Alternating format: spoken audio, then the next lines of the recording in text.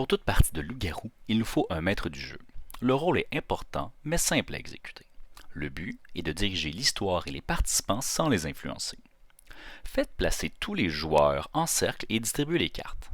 Prendre un moment pour s'assurer que les rôles sont bien connus est recommandé. Dans la prochaine section, j'expliquerai la théorie et celle-ci sera suivie d'un exemple. À chaque nuit, vous appelez les rôles un à un, toujours dans le même ordre. La nuit tombe.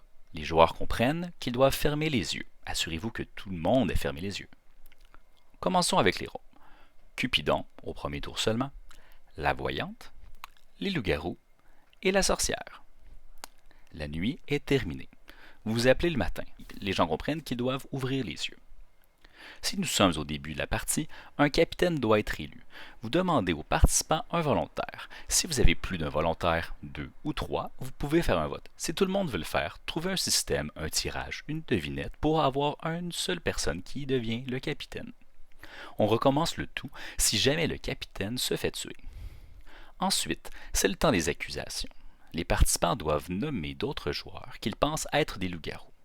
Essayez de ne pas trop vous éterniser. Vous pouvez établir une limite de 3 accusés maximum selon le temps que vous avez dans votre partie.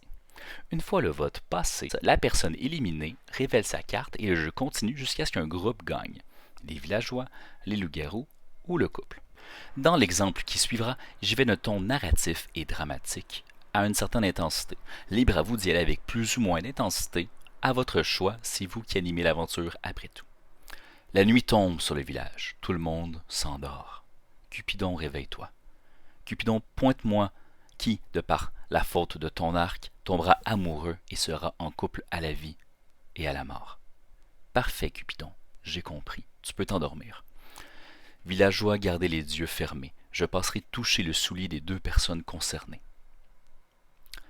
Les 2 à qui j'ai touché le soulier, vous, seulement vous, peuvent ouvrir les yeux. Comprenez qui vous êtes.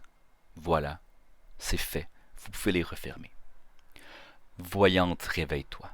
Voyante, pointe-moi de qui veux-tu connaître l'identité. Voilà, voyante, maintenant tu le sais. Referme les yeux, endors-toi. Loup-garou, réveillez-vous et montrez-moi qui sera votre prochaine victime cette nuit.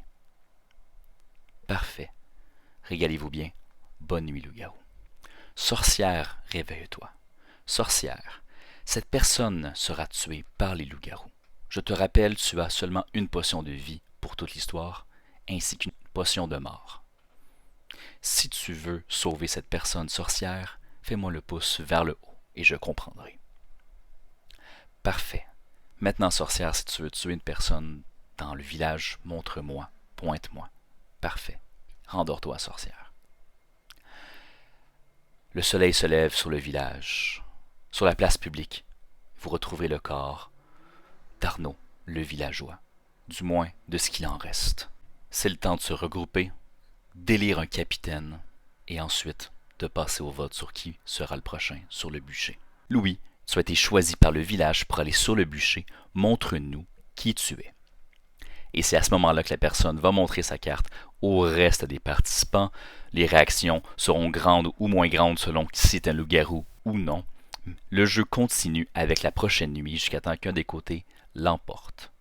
C'est à vous de voir quel effet dramatique vous voulez y mettre, si vous voulez être plus dans l'histoire, moins dans l'histoire. Amusez-vous, amusez votre groupe, c'est le plus important. Et sur ce, bonne chasse.